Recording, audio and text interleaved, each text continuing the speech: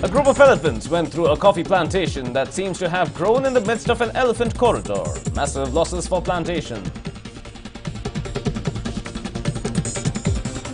And the leader in Mysuru was offered a milk abhisheka because his wife won the local body polls. Criticisms heap over waste of milk.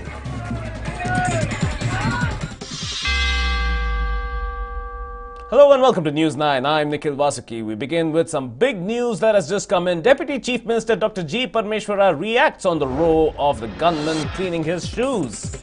That's the latest coming in after much criticism has been heaped on the Deputy Chief Minister. He thanked the media, but in a rather sarcastic fashion.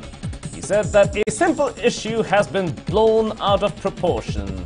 The issue has been taken to an international level. This is what Deputy Chief Minister Parmeshwara has said as a result of coverage of a gunman and a party worker having cleaned his shoes, his trousers and his kurta when some mud seemed to have splashed onto it. And there was criticism over the fact that this is the Deputy Chief Minister who called for the removal of the Sahayak system, and here we see him having a gunman do all the cleaning up.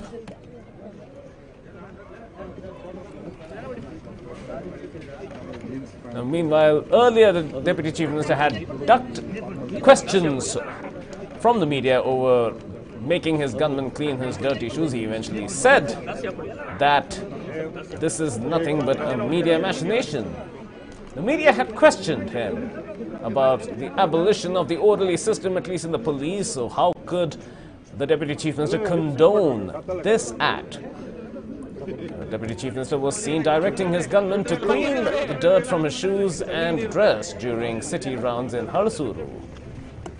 A fresh controversy that was stoked up in Harsuru today during the inspection of a stormwater drain. Meanwhile, this has also been criticized as a photo opportunity. The inspections that have been going on for a while, for the last 2 days in fact, the Deputy Chief Minister has been embarking upon, has been criticized as a photo opportunity where he is only seen involving in dialogue with Congress party workers and not really understanding the civic issues that are affecting the areas he's visiting. He has been seen with the mayor and the BBMP commissioner as well as the local area MLA as well, but at the same time with an entourage and security cordon so big that there have been hindrances in movement of traffic, and that the inspections are not deep enough, are not with the level of scrutiny that is required in several of these areas. Stormwater drains, of course, a very important issue to be looked into, considering that Bengaluru has borne the brunt of severe rains, with stormwater drains having been encroached and blocked for years together. That itself needed a lot of scrutiny, but it appears that this was only a skimming of the surface as far as the inspections are concerned, and that has come under tremendous criticism.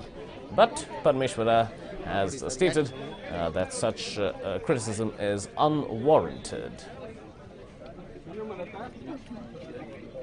So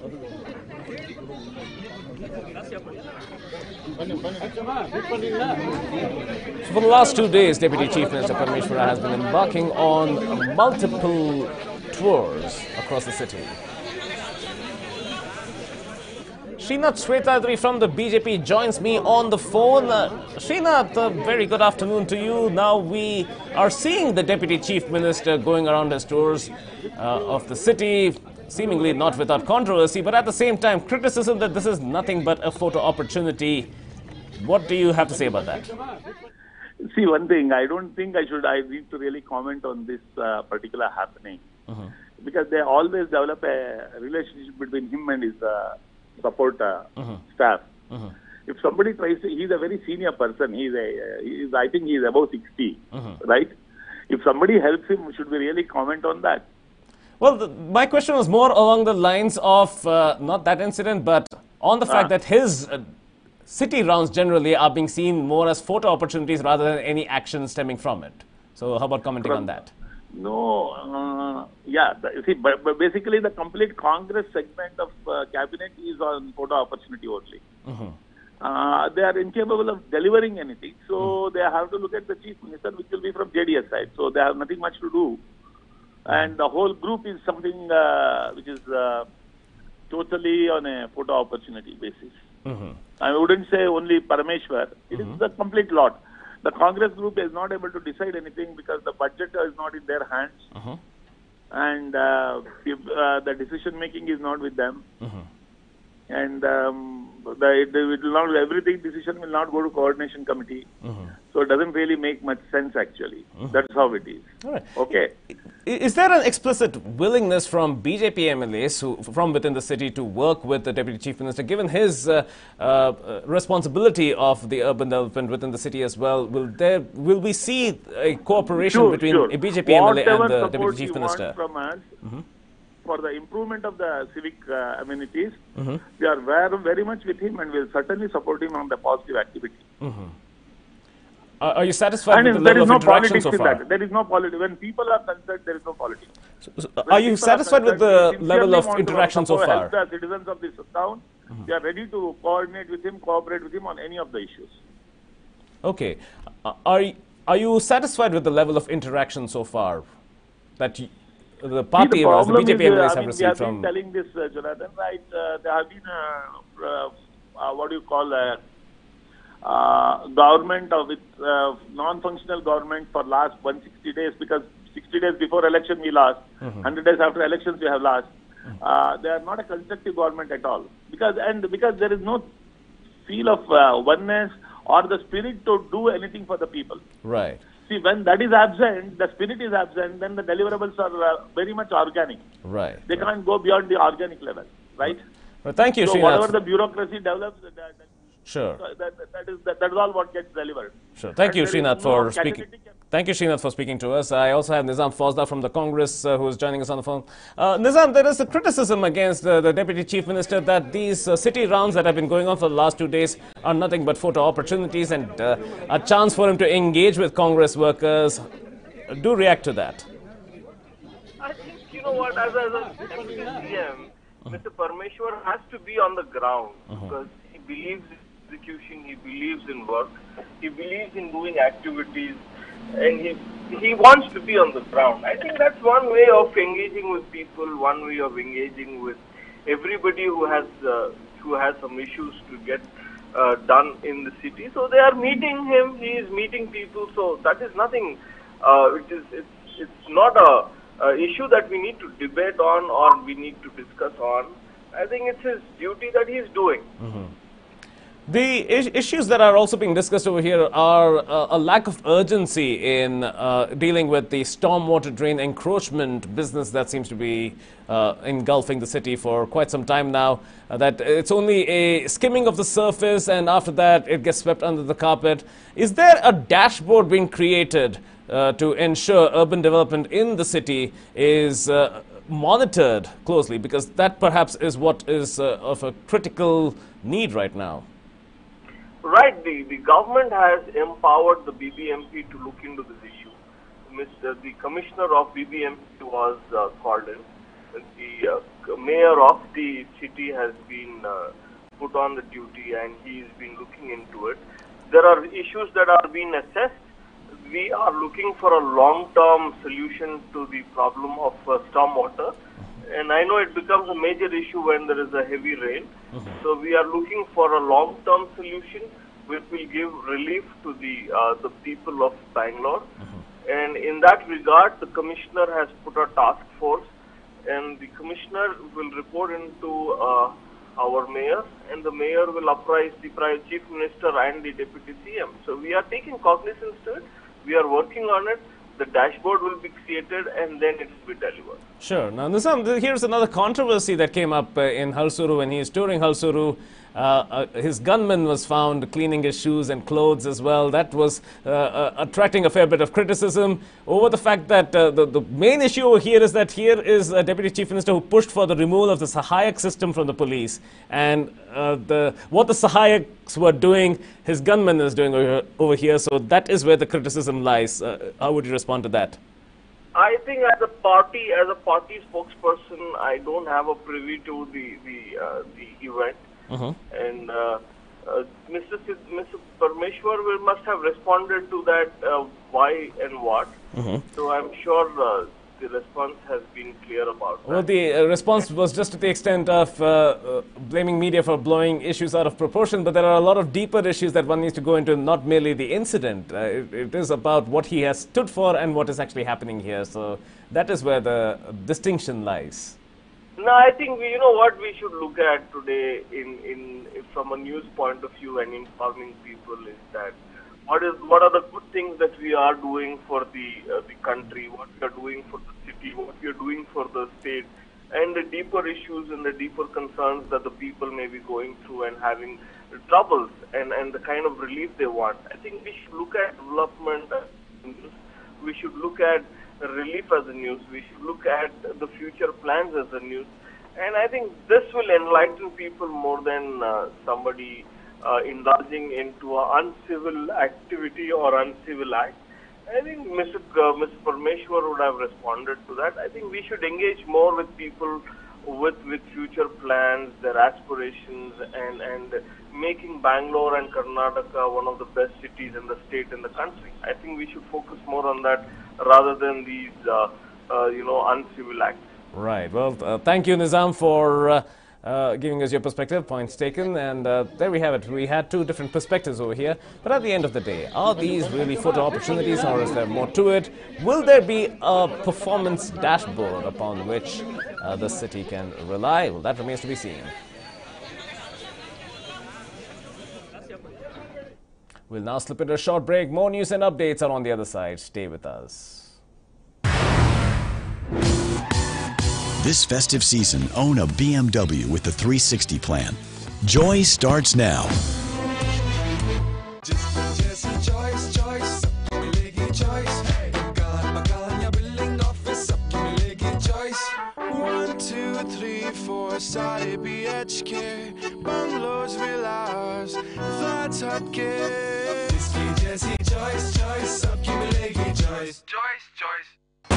ಗಾಡಕ್ ಬರುತ್ತಾ?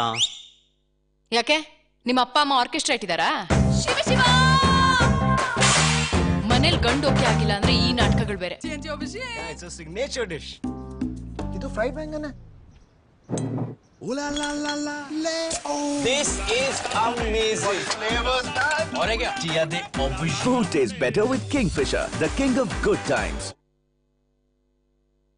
Big news coming in. More details emerge in the Gauri Lankesh murder case. That's the latest coming in right now. One of the accused, Sharat Kalaskar, had come down to Bengaluru from Pune.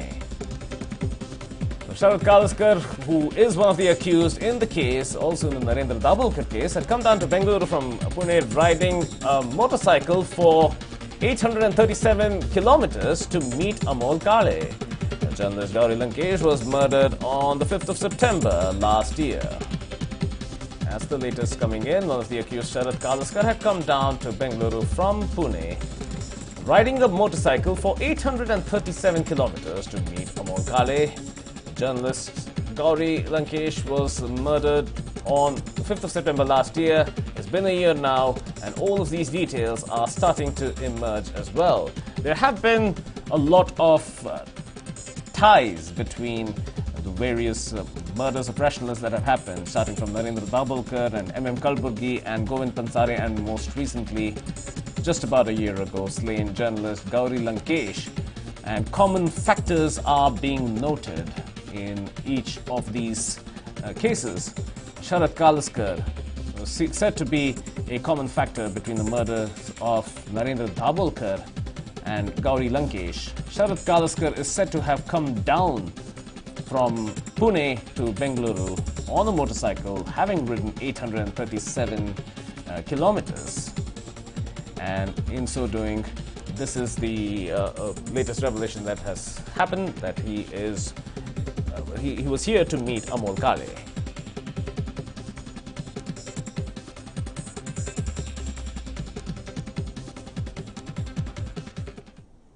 Big news coming in. Transport Minister D.C. Tammanna has hinted at bus fare hike. That's the latest coming in. The bus fare hike, once again, with a hint of it coming from DC Tamanna. The hike in bus ticket prices is inevitable. That is what DC Tamanna has said. Transport Department is facing losses. The department is facing a burden of 180 crore rupees due to a hike in diesel prices. A hike of 18% in ticket fares has been proposed. A very large hike to the tune of 18%, which has been criticized by many. A 50 rupee ticket will now be costing 59 rupees if this bus fare hike has been approved. Now, he stated that the Transport Department is in a state of loss, but is it fair to transfer these high amounts of fares to the consumer, to the person who uses buses every day? Should the government have created an environment where subsidies could have been possible? There was also a building that came under the Transport Department that was being done up to be leased out as well. What about that? There is a lot of land that comes under the Transport Department, which the Transport Minister Tamanna has said would be used in order to close gaps in the losses faced by, in this case, the BMTC, but other bus services too. Former BMTC Chairman M. Nagaraj is on the phone with me. Nagaraj, thank you for joining us and a very good afternoon to you. Now, here we see a situation where an 18% fare hike is likely. And we've discussed this in the past as well. There are many things that the government can do to curtail the impact on the commuter as well. Is this government doing enough? See, I will not comment about the government because I am part of the government. You should know the realities of that. I belong to a Congress and I'm a spokesperson of Congress too. Fair enough. But since being the chairman of former chairman of the BMTC, I have some facts with me. See, the increase of the ticket fares normally happens by the approval of the government. That is the reason the minister has announced saying that 18% hike has to be given. KSRT is also the same matter. But now I propose that what is also in the news, that what's been discussing when I was there, there should be a regulating authority on the fares of tickets. Because like how we have a tariff fixed for the electricity or for any other system, fixing about the fares, there should be a regulatory body. There is no regulatory body existing in Karnataka State and Transport Corporation. So this has to be looked into a way. Regulatory board should have the commuters in representative, and they should have elected representative, and they should have the administrators from the transport company to be, and they make a committee and then decide what has to be done to the people. But whatever said and done, increasing the price and taxing the commuter is not a good idea, because you have to encourage the public transport. In fact, I was proposing to reduce the prices of the ticket, and the government has to subsidize it. That's how the government has to work, because public transport has to be promoted by making it more affordable. We can't make it more costlier we cannot treat the commuters as the commercial people. Okay. Now, having been privy to how things work within the BMTC, for instance, is there a method to ascertaining what the hike should be, or is there a cap? Is there a cap there that is usually considered? There is a method of ascertaining the prices, because it's all on the actuals of the cost of operational cost. Now, when the price of diesel increases, automatically the price of the operation increases. All right. So when the salaries are increased by a percentage of 12.5% last few years back when Siddaramaiah government was there, automatically the pressure in the administrative sector to increase the prices.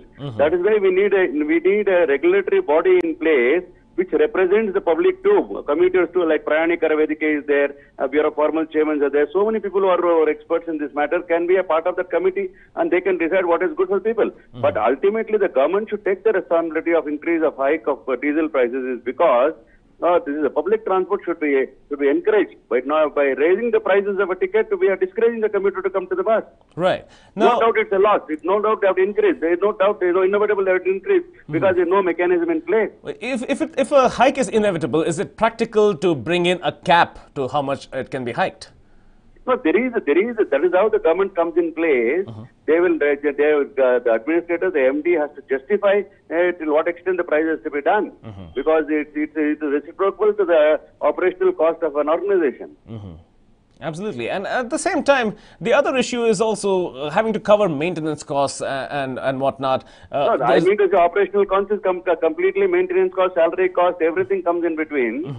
But the idea comes here, we cannot pass it on everything to the computer because we have to not only look at the passenger traveling in a bus, we have to look at it how we can leave the bus, car and a two-wheeler and come to the bus because environment is a concern. Right. Environment is one side and the traffic congestion other side.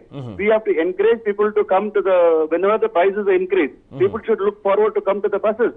So not that we also make them costly. So perhaps increase revenue by increasing the usage. Is that what you're proposing? No, what I'm trying to say is, whenever the diesel price or a petrol price is increased, definitely the commuter is being charged by the buses, nor by the taxis, nor by the autos, and everybody, it happens regularly.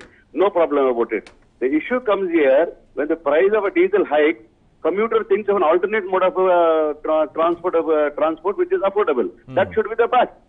Right. So they should not increase this price, rather government should subsidize it. So he foregoes the car or a two-wheeler and comes to the bus.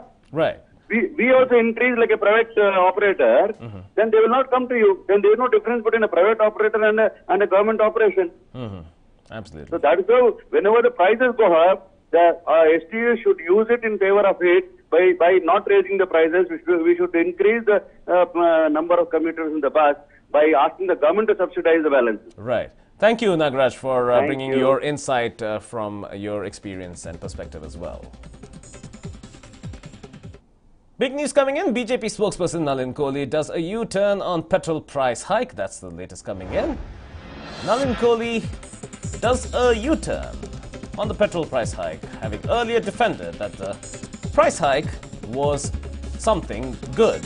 He went on to say that he did not mean anything offensive and merely meant to say that all states will get a higher profit with the petrol hike. More revenue will be generated through VAT or value-added tax. That is what Nalin Kohli has sought to clarify following widespread criticism over the incessant increase in price of petrol and diesel. He went on to say that he did not mean anything offensive and only meant to say that all states will get more profit with the petrol hike and more revenue will be generated through VAT. BJP spokesperson Nalin Kohli coming up with that statement.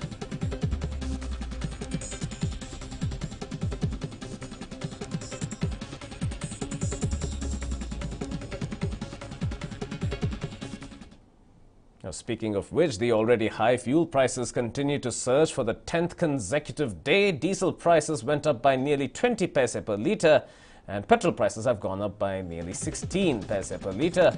After the hike on Tuesday, the total increase in petrol prices is around ₹2.50 per litre for petrol, and for diesel it has crossed ₹3 per litre in 1 month alone. There has been close to 10 to 15 paise increase every day for the last 15 days, especially in Bengaluru. Close to ₹2.17 was the hike in petrol from 1st of August to 31st of August. And from the 1st of July to the 31st of July, petrol has gone up ₹1.84 per litre. The Deputy Chief Minister G. Parmeshwara reacted on the fuel price hike and slammed the Modi government and the Prime Minister himself, saying that fuel prices have been hiked 21 times since Prime Minister Modi became Prime Minister in 2014. Let's listen to what Deputy Chief Minister Parmeshwara said. Narendra Modi ಅವರು ಈ ದೇಶದಲ್ಲಿ ಪ್ರಧಾನಮಂತ್ರಿಗಳಾದ ಮೇಲೆ ಈಗಾಗಲೇ ಇದು ನನಗನ್ಸುತ್ತೆ 16ನೇ ಬಾರಿ ಇದು ಹೆಚ್ಚು ಮಾಡ್ತಾ ಇರೋದು. ಯಾವತ್ತೂ ಕೂಡ ಒಂದು ಇಂಟರ್ನ್ಯಾಷನಲ್ ಏನು ಬ್ಯಾರೆಲ್ ಬೆಲೆ ಇದೆ ಅದರ ಆಧಾರದ ಮೇಲೆ ನಾವು ಈ ಬೆಲೆಯನ್ನು ನಿಯಂತ್ರಣ ಮಾಡ್ತೀವಿ ಅಥವಾ ಫಿಕ್ಸ್ ಮಾಡ್ತೀವಿ ಅಂತ ಯಾವತ್ತೂ ಹೇಳ್ತಾರೆ. ಆದರೆ ಅಲ್ಲಿ ಕಡಿಮೆ ಆದಾಗ ಅದರ ಬೆನಿಫಿಟ್ಟು ನಮ್ಮ ಕಸ್ಟಮರ್ಸ್ಗೆ ಹೋಗಬೇಕಾಗ್ತದೆ. ಅದನ್ನು ಯಾವತ್ತೂ ಕೂಡ ಮಾಡಲೇ ಇಲ್ಲ. ಏನು $140-130 ಒಂದು ಬ್ಯಾರೆಲ್ಗಿದ್ದದ್ದು $35-32 ಬಂದಾಗಲೂ ಕೂಡ ನಮಗೆ ಗ್ರಾಹಕರಿಗೆ ಅದನ್ನು ಟ್ರಾನ್ಸ್ಫರ್ ಮಾಡಲೇ ಇಲ್ಲ. ಆದರೆ ಇದು ಅನಗತ್ಯವಾಗಿ ಸಾರ್ವಜನಿಕರ ಮೇಲೆ ಏನು ಈ ಪೆಟ್ರೋಲ್ ಡೀಸೆಲ್ ಬೆಲೆ ಏರಿಸೋದ್ರ ಮೂಲಕ ತೊಂದರೆ ಆಗಿದೆ. ಇದು ಬರೀ ಯಾರೋ ಕಾರು ಓಡಿಸ್ತಾರೆ, ಇದನ್ನ ಮೋಟರ್ ಬೈಕ್ ಓಡಿಸ್ತಾರೆ ಅಂಥವ್ರಿಗೆ ಅಷ್ಟೇ ಅಲ್ಲ, ಇಡೀ ರೈತ ಸಮುದಾಯಕ್ಕೆ, ಕಾರ್ಮಿಕ ಸಮುದಾಯಕ್ಕೆ, ಬಸ್ನಲ್ಲಿ ಓಡಾಡೋರಿಗೆ ಸ್ವಾಭಾವಿಕವಾಗಿ ಬಸ್ನವರು ಜಾಸ್ತಿ ಮಾಡಬೇಕಾಗುತ್ತೆ. That was what Parmeshwara said, criticizing the central government over a lack of control in fuel prices, also tying it, as has been alleged by opposition parties in the central scene, that there have been a lot of vested interests that are benefiting from the rise in petrol prices as well. We hit the streets in Bengaluru and sought opinions from Bengalurians who have had to face the brunt of daily increases in petrol and diesel prices. We have a few reactions from them. Let's take a listen. It's very difficult to manage because 81 rupees is quite a high price, and we are not able to manage with it. We are helpless, we can't help it. That is the problem. See, the BJP was telling the same thing when the UPA was in the power. Petrol price, dollar, rupee versus dollar. Now what is happening? Same thing is happening. Some discount in petrol prices would be better. A rupee or a 2 rupee would matter much to public. I don't know what to do because government are raising daily and we are unable to fill the tank. When you know the global economics, you don't crib about it. It purely depends on the crude oil prices and other global aspects. So it's okay. I am okay with it because I know that the government is doing everything in its power to keep the petrol prices and diesel prices in check.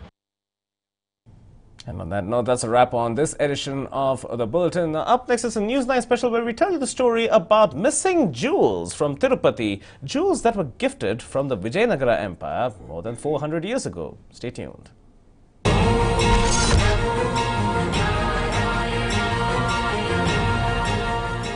The case of missing jewels from the Tirupati temple has gained momentum. Just recently, the temple was affected by the plaint filed by a former chief priest, Ramana Dikshitulu. He alleged that the pink diamond or the Raj pink that belonged to the Lord was smuggled to Geneva. And now it looks like that is not the only jewel that went missing. The CIC, or the Central Information Commission, has cracked the whip on TTD for skirting information about jewels donated to the temple by a king. What are these jewels? Who donated them to Tirupati? Join us in this News9 special as we tell you all about it. Holy Shrine, a bed for controversies.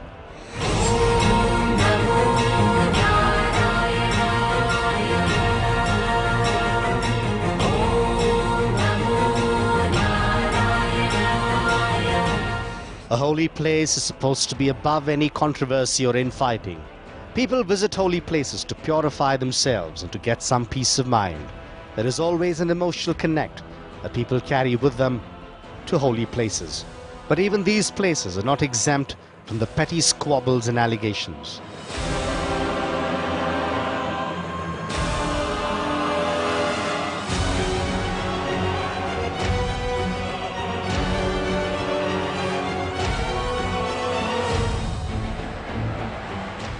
Proof is the ongoing list of controversies that plagues the holy abode of Lord Venkateshwara, the Tirupati Tirumala Devasthanams.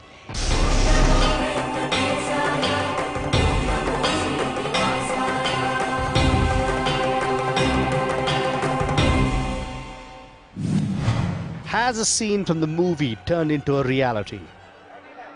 The scene from the Telugu movie Govinda Govinda caused quite a furore when the movie released in 1993. The Telugu movie showed an international gang stealing Lord Venkateshwara's crown from the famed Tirupati and smuggling it to Bangkok.